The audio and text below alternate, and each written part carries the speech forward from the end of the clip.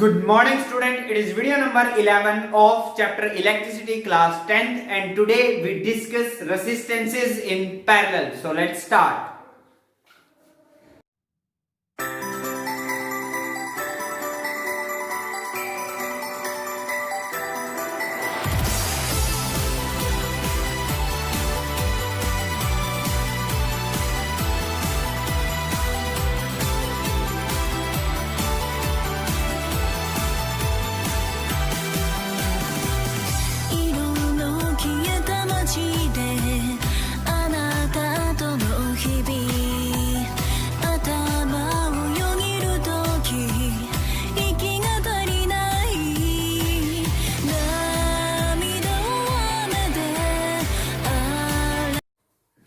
तो चलिए हम स्टार्ट करते हैं आज का topic resistances in parallel.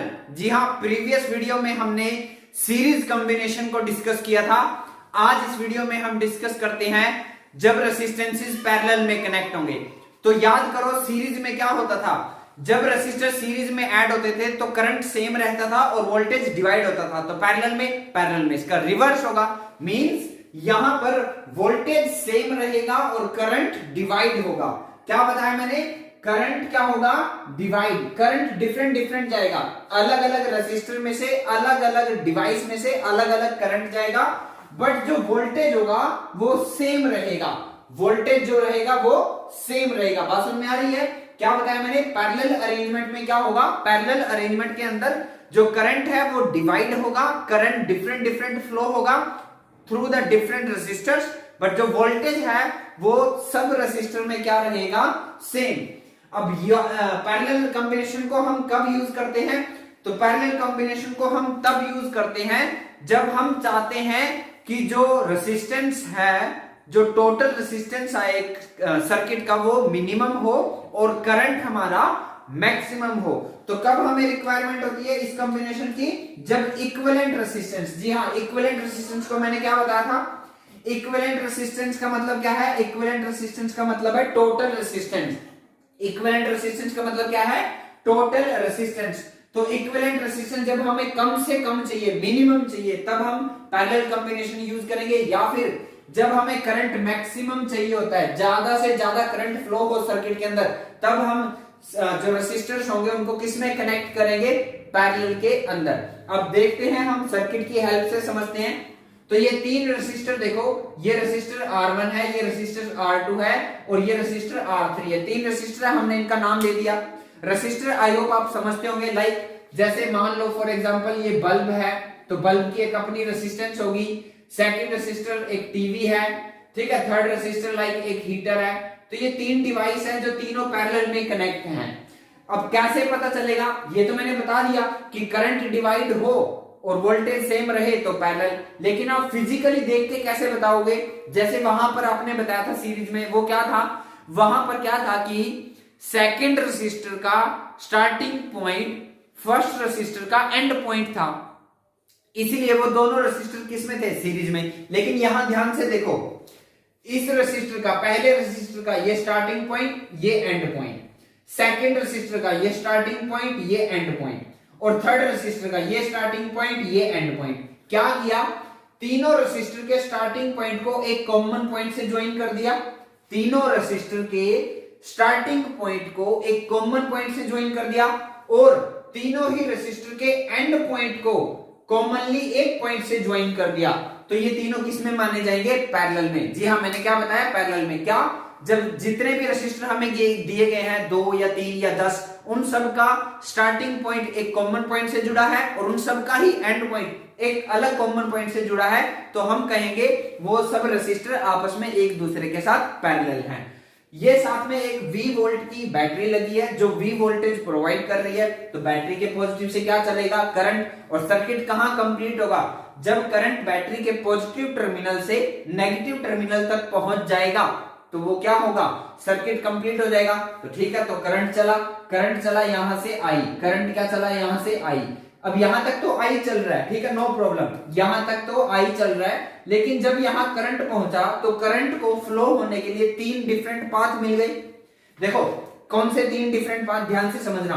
Current सीधा भी जा सकता है, और नेगेटिव टर्मिनल तक पहुंच जाएगा, या करंट ऊपर जाकर रेजिस्टेंस R1 में से निकल के और ये पाथ फॉलो करके नेगेटिव टर्मिनल तक पहुंच जाए, या करंट यहां से डाउनवर्ड जाए और रेजिस्टेंस R3 से निकले और फिर वापस ऐसे होता हुआ नेगेटिव टर्मिनल तक पहुंच जाए। तो करंट के पास अब 3 डिफरेंट पाथ्स हैं चलने के लिए, यानी कि करंट क्या करेगा, डिवाइड हो जाएगा। डिवाइड समझते हो, मान लो यहां से 15 एम्पियर करंट आया, 15 एम्पियर, तो इस 15 में से शायद 2 एम्पियर यहां चला जाएगा, 8 एम्पियर यहां चला जाएगा और 5 एम्पियर यहां चला जाएगा। तो करंट के 3 पार्ट हो गए ना, टोटल 15 एम्पियर था ना, उसके कितने पार्ट हो गए, 2 एम्पियर अलग हो गया, 8 एम्पियर अलग हो गया, 5 एम्पियर अलग हो गया। तो करंट क्या हो गया, डिवाइड। और जहां करंट डिवाइड होता है वो क्या होते हैं, पैरेलल। जी हाँ, आप करंट की हेल्प से भी बता सकते हो और आप ऐसे भी बता सकते हो कि स्टार्टिंग पॉइंट सारे एक साथ हैं और एंड पॉइंट सबके एक साथ है, तो वो क्या है, पैरेलल। अब आपको ये समझ में तो आ गया होगा कि ये तीनों डिवाइस, ये तीनों रेसिस्टर, ये तीनों रेसिस्टेंसेस आपस में एक दूसरे के साथ पैरेलल हैं। पैरेलल के अंदर वोल्टेज सेम रहेगा और जितने की ये बैटरी लगी है या जितने की हमारी सप्लाई वोल्टेज होती है या लाइन वोल्टेज होती है वही रहती है। सो देखो मैंने यहां मेंशन भी किया है, इसकी वोल्टेज कितनी है V, और इसकी भी वोल्टेज कितनी है V, और इसकी भी वोल्टेज कितनी है V। ये तीनों करंट यहां आपस में फिर से कंबाइन होंगे और फिर से यहां से टोटल रेजिस्टेंस निकल जाएगा। यानी एग्जांपल के अकॉर्डिंग अगर मैं चलूं, यहां से 15 एम्पियर मैंने माना था, यहां 2, यहां 8, यहां 5, फिर ये तीनों कंबाइन हुए 2, 8, 5, कितना बन गया 15, फिर यहां से निकल गया टोटल 15। सो सर्किट आपको क्लियर हो गया होगा। अब कैलकुलेशन की बात करते हैं। सो कैलकुलेशन की अगर हम बात करें तो ओम्स लॉ हमें क्या कहता है, ओम्स लॉ हमें कहता है that V is equal to IR, और यहां से I का फॉर्मूला बनाए तो क्या बनेगा, V बाय R। तो अब की बार हम ये यूज करेंगे, I is equal to V by R। याद करो सीरीज कॉम्बिनेशन में हमने किसको यूज किया था, हमने सीरीज में फॉर्मूला लगाया था V is equal to IR। ये कॉम्बिनेशन हमने कब लगाया, ये कॉम्बिनेशन हमने लगाया सीरीज में। किस में लगाया, सीरीज में। और ये फॉर्मूला अब हम लगाने जा रहे हैं पैरेलल में, ठीक है। तो एक ट्रिक है याद रखने की। आप कहोगे सर हम एग्जाम में कैसे याद रखेंगे, तो सिंपल सी ट्रिक है भाई, जो डिवाइड हो उसी का फॉर्मूला लगाओ, जो डिवाइड हो उसी का फॉर्मूला लगाओ। यहां कौन डिवाइड हो रहा है, करंट, तो करंट का फॉर्मूला लगाएंगे अभी हम कैलकुलेशन में, आप देखोगे। और याद करो सीरीज में क्या डिवाइड होता था, सीरीज में डिवाइड होता था वोल्टेज, तो वहां हमने वोल्टेज का फॉर्मूला लगाया था। तो क्या सीखा आपने, जो डिवाइड हो उसी का फॉर्मूला लगाओ। अगर वोल्टेज डिवाइड हो तो फिर तो V is equal to IR लगाओ, अगर करंट डिवाइड हो तो I is equal to V by R लगाओ। आई होप आपको ये समझ में आ गया होगा। चलो जल्दी से स्टार्ट करते हैं।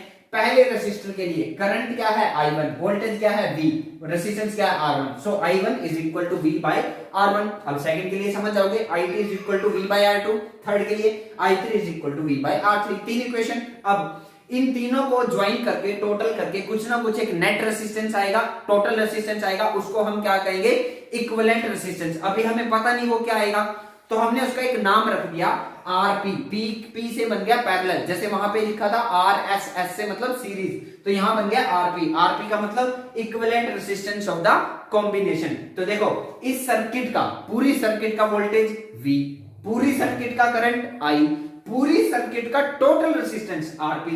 तो एक ये फार्मूला बन गया, I is equal to V by RP। Equation number 4 में और इक्वेशन नंबर 1 to 3 में क्या डिफरेंस है, देखो ये formula I is equal to V by R मैंने ये लगाया अलग रेसिस्टर R1 के लिए, ये रेसिस्टर R2 के लिए, ये रेसिस्टर R3 के लिए, और ये फॉर्मूला पूरी सर्किट के लिए लगाया है, ठीक है। अब आपको ये भी पता है कि इसी I के 3 पार्ट हुए हैं, I1, I2, I3। जैसे मैंने एग्जांपल लिया था, ये 15 एम्पियर था, 15 का ये 2 हो गया था, ये 8 हो गया था, ये 5 हो गया था, तो इन्हीं का टोटल, तो I किसके इक्वल हुआ, so I is equal to I1 plus I2 plus I3। I किसके इक्वल हुआ, I1 plus I2 plus I3। इतना आपको समझ में आया। सो फर्स्ट ऑफ ऑल इसको कॉपी में नोट करो, फिर हम नेक्स्ट कैलकुलेशन आगे प्रोसीड करते हैं। तो चलिए अब हम नेक्स्ट कैलकुलेशन स्टार्ट करते हैं। हम क्या करते हैं, इक्वेशन नंबर 1 में से I1 की वैल्यू, इक्वेशन नंबर 2 में से I2 की वैल्यू, इक्वेशन नंबर 3 में से I3 की वैल्यू और इक्वेशन नंबर 4 में से I की वैल्यू को इक्वेशन नंबर 5 में पुट कर देते हैं। देखो ध्यान से, इस I की जगह क्या आ गया, V बाय RP। इस I की जगह क्या आ गया, V बाय RP। बात समझ आ रही है। नेक्स्ट I1 की जगह क्या आ गया, V बाय R1। I2 की जगह क्या आ गया V बाय R2 और I3 की जगह क्या आ गया V बाय R3। अब V by RP is equal to, ये देखो इस टर्म में भी V है, इस टर्म में भी V है, इस टर्म में भी V है, सो V कॉमन ले लिया, क्या बचा 1 by R1 1 by R2 plus 1 by R3। V से V हो गया कैंसिल, V से V क्या हो गया कैंसिल, सो आंसर क्या आया 1 by RP is equal to 1 by R1 plus 1 by R2 plus 1 by R3।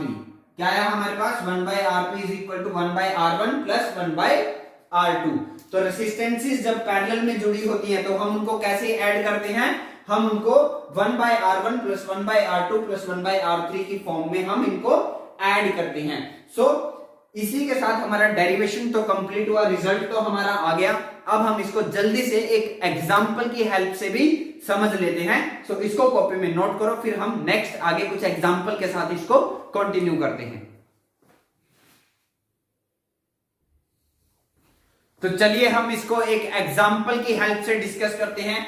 यहां पर 3 रेसिस्टर आपको गिवन है, तीनों की वैल्यू भी आपको गिवन है और ये तीनों पैरेलल में कनेक्ट है। कैसे पता चलेगा, जी हाँ, इन तीनों का स्टार्टिंग पॉइंट एक कॉमन पॉइंट से ज्वाइन है, दैट इज ए, और इन तीनों का ही एंड पॉइंट एक कॉमन पॉइंट से ज्वाइन है, दैट इज बी। ठीक है, तो इनकी वैल्यू गिवन है 5 ओम, 10 ओम, 15 ओम। हमें पूछा है इनकी इक्विवेलेंट रेजिस्टेंस बताओ between point A and B, मतलब ए और बी के बीच में टोटल इक्विवेलेंट रेजिस्टेंस कितना होगा वो हमें फाइंड आउट करना है। तो इनके बीच में जो टोटल रेजिस्टेंस होगा हम उसको आरपी लिख सकते हैं क्योंकि ये तीनों पैरेलल में है, या आप चाहो तो इसको सिंपली आर ए बी भी लिख सकते हो।